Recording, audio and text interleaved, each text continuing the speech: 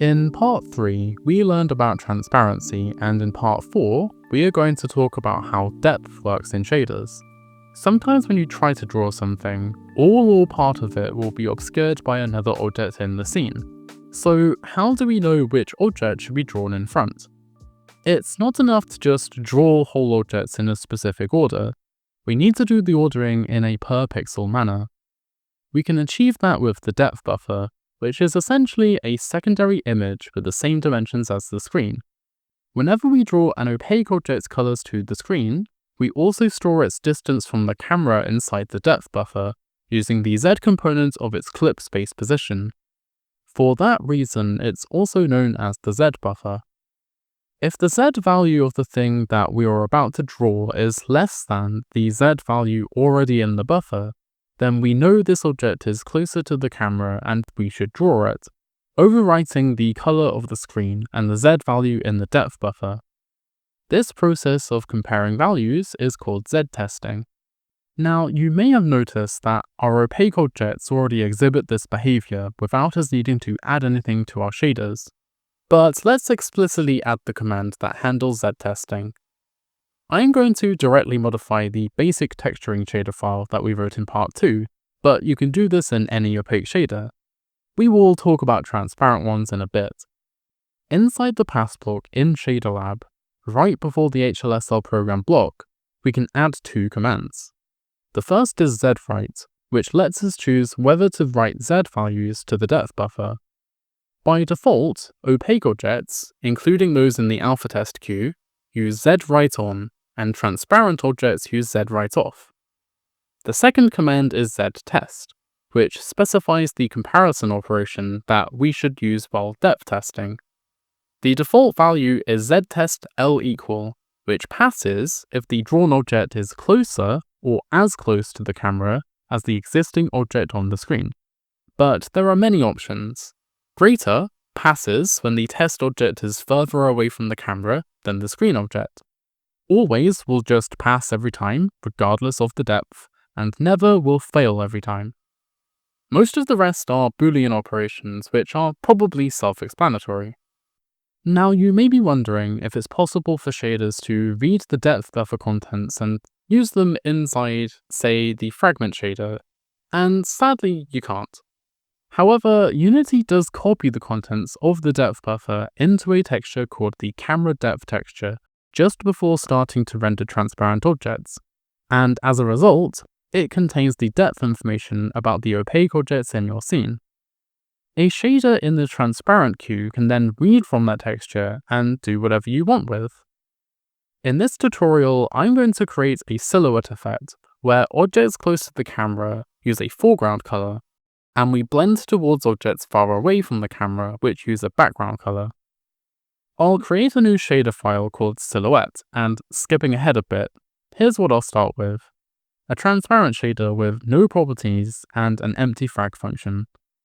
First, let's add two new color properties for the foreground color and the background color. I'll make the foreground black and the background white by default. I'll need to redefine both those properties in HLSL inside the C buffer too. Next, let's give our shader access to the depth texture. This is easy to do, it's just another include file. This time it's from the URP shader library and the file is called DeclareDepthTexture.hlsl. Not only does this file set up the HLSL properties for the camera depth texture, it also gives us access to a few functions which make it easy to sample the texture. Now, this texture works differently to those we saw in part 2, as we won't be using the mesh UVs to sample it, but instead we need a screen coordinate. To that end, I'm going to calculate this coordinate value in the vertex shader and pass it onto the fragment shader. So let's add a new entry to the v2f struct. It's going to be a float 4 called positionSS, which stands for screen space, and the semantic will be text coord 0. Although this is a position rather than a UV coordinate per se, the text coord semantics can be used to send any arbitrary data from vertex to fragment. I could use them to pass a vector or a color or a float value if I wanted, but in this case, it's a position vector. In the vertex shader, I will use a function called computeScreenPos and pass in position CS as a parameter. This function gives us the screen space coordinate of this vertex, which is exactly what we needed. Then, in the fragment shader, we can compute a screen UV from it. We take the XY components and divide through by the W component to get our screen UV. I know that seems strange, but there's a lengthy and technical explanation for why we do this division, and I will explain that some other time. Sorry, I know that's annoying. But now we have a screen UV, and we can pass it into one of those helper functions from the DeclareDepthTexture file called SampleSceneDepth. This returns a float value between 0 and 1, where 0 represents an object as close to the camera as possible, and 1 means an object as far away as possible. I think it's worth mentioning that you can change those near and far distance values on the camera component if you so wish. The Scene View camera uses a separate list of settings, which can be accessed with this button. We can then use this depth value to interpolate between our foreground and background colors. We use the lerp function, short for linear interpolation, for this. Lerp is a function which mixes two inputs together based on a third input between 0 and 1, which controls the mixing proportion on a straight line. If the third input is 0, we output the first parameter, and if it's 1, we output the second parameter. Anything between 0 and 1 outputs a mix of the two input values. Our two input parameters to this lerp function will be the two color properties that we set up. And since our depth value is always between 0 and 1, it's perfect for use as the interpolation factor, that third parameter. Going back to the scene view, I've added a cube which uses the URP lit shader, and in front of it, let's have another cube that uses this new silhouette shader. When we move the silhouette cube to obscure the lit cube, we'll see the silhouette effect in action. We can also move the cubes closer or further away from each other, although the color change can be hard to see unless your camera's far clip distance is quite low. When we hover the silhouette shader in front of any of the shaders we wrote in previous parts of this series, however, sometimes you'll notice that these objects are missing from the silhouette. What's going on? We haven't written any of our previous shaders incorrectly or anything, but they're not complete yet. Unity doesn't always copy depth information directly from the depth buffer into the depth texture. For instance, the screen space ambient occlusion effect requires the depth and normals information, but it runs before drawing the opaques. In those cases, Unity draws a depth pre-pass. Our custom shaders are just missing that pass right now. Actually, there are two pre-passes that Unity might need, and we're going to add both. A depth-only pass, which draws depth directly into camera depth texture, and a depth normals pass, which draws the normal vector of each pixel on an object's surface into a special camera normals texture, and as a side effect, draws depth into camera depth texture. Let's modify the basic texturing shader once again to add those passes. To start, I think it's time that we explicitly label our existing pass and tell Unity what it's being used for. We already saw that we can add a tags block to the subshader, but we can also add a separate tags block inside each pass. This will contain a tag called light mode, which we use to determine what Unity uses this pass for. If we don't specify this tag, then the pass uses a default light mode called SRP default unlit, which isn't a great name, but essentially we can use it for unlit color passes, which is what this is. Next up, we're finally going to add a second pass block to the shader. This one will also need its own light mode tag, but this time it's a depth only pass, which is going to draw depth directly into camera depth texture. This pass definitely needs ZWrite to be on, and then we're going to use a new shader command called color mask. Essentially, this command restricts the output to only specific color channels, and since we're rendering to the depth texture, which only has a red channel, we can use color mask R to only render to that channel. Next, we have the HLSL program block, and I'll start by assigning the names of our vertex and fragment functions, which will be depth-only-vert and depth-only-frag. Then the core.hlsl include file. Our app data and V2F structs and our vertex shader are all quite simple, since all they need to do is transform position data from object space to clip space, exactly the same as the Hello World shader. Finally, in the fragment shader, I'll point out that the return type this time is just float instead of float4, as this texture only has one color channel. Then all we need to do in the function is return the clip space Z position, which is the planar distance from the camera, and that's the depth only pass completed. Next, let's handle the depth normals pass. As we just saw with the depth only pass, we need to use a new light mode tag called depth normals to designate this pass as the one which draws to camera normals texture. It also needs Z-right to always be on. In the HLSL program block, our vertex and fragment functions are going to be named depth normals vert and depth normals frag, and we still need to import the core.hlsl file. The app data and V2F structs need to handle positions just like any other pass that we've written so far, but we're also going to need normal vector information extracted from the vertex data. So in app data, I will include the float-free normal OS variable with the new normal semantic. In V2F, we're going to pass the normal vector along to the fragment shader, but it's going to be in world space, so I shall name it normal WS accordingly.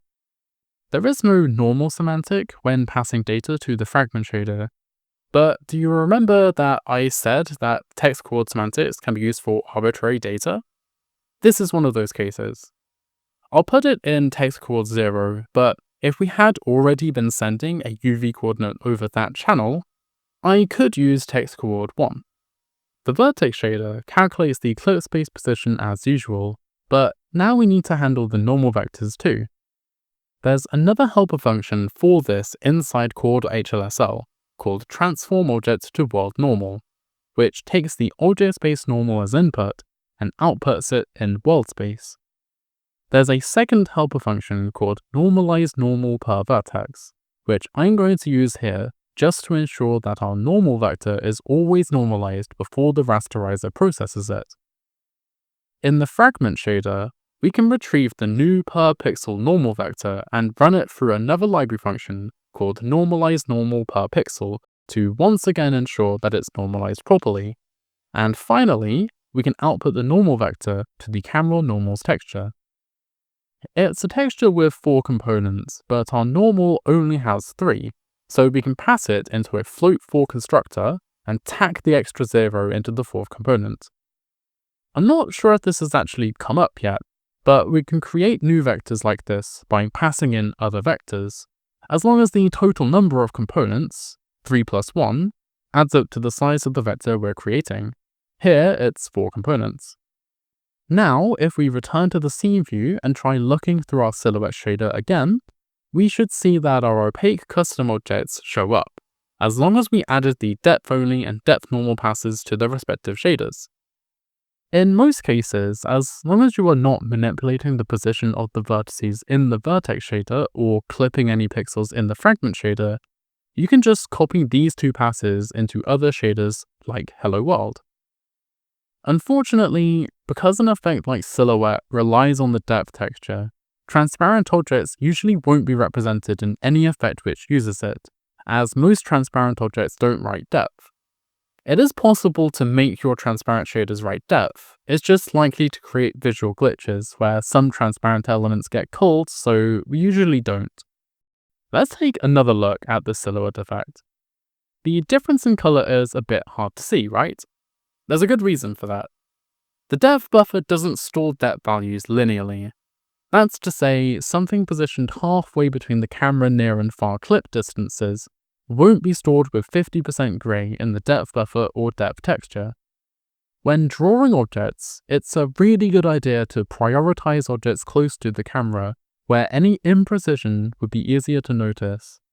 To that end, depth values are normally stored non-linearly inside the depth buffer with this formula. It means that for the default camera settings with a 0.3 near clip and 1000 far clip, 80% of the available precision is used up by objects under 1.5 meters from the camera.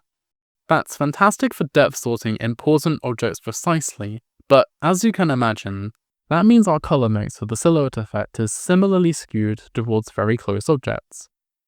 It's possible to undo this curve inside the shader and get back a linear value, which will give us a nicer color transition. In the silhouette shader, I'm going to feed my raw depth value into a function called linear01depth, which does what it sounds like it does. We get a linear depth value out, and it's clamped between 0 and 1. This function takes a second parameter called zBufferParams, which Unity sets up automatically, and it just contains information about the near and far clip distances.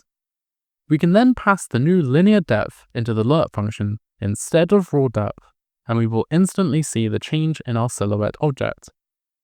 There's one more depth-related thing that I want to explore in this tutorial. This bit of the tutorial isn't about writing shaders per se, but we're working in URP, so we have access to something that I think makes it really easy to implement something like an X-ray effect, where we can see objects if they're obscured behind a wall. First, I'm going to create a dedicated layer for objects which will use the X-ray effect. That's easy enough, just click on an object and go to the layer drop-down here and add layer, which I will name X-ray.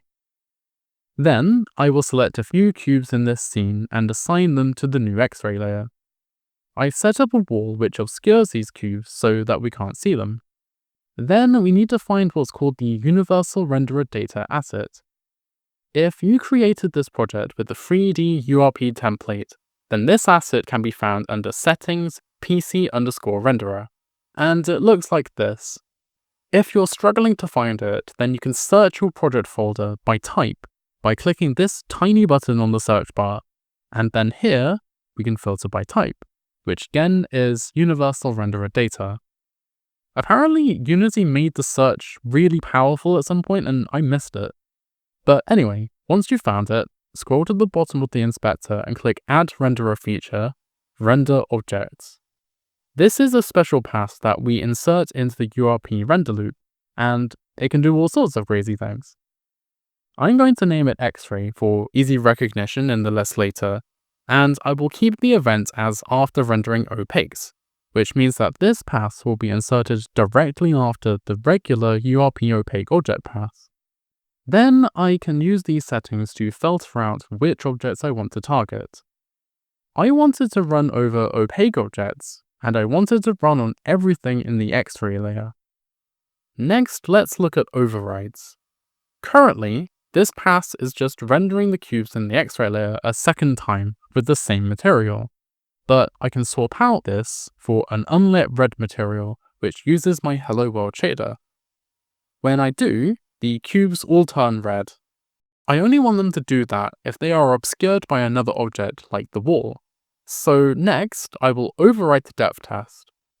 It doesn't matter if we write depth because these cubes are already writing depth, but we can swap out the depth test for something like greater, and now we'll see the X-ray effect working as I intended.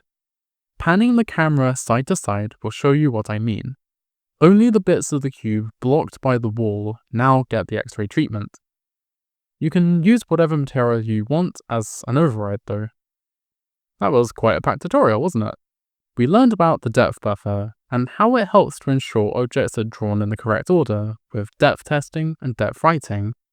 We read from the depth texture to create a silhouette effect and made sure our custom shaders could write to the texture properly. And we used render objects to override passes with new depth tests to draw an X-ray effect. In part 5 of this series, we will create more interesting vertex shaders which are capable of vertex displacement. And in a departure from the Shader Graph Basics series, I will also cover tessellation in this part. Until next time, have fun making shaders.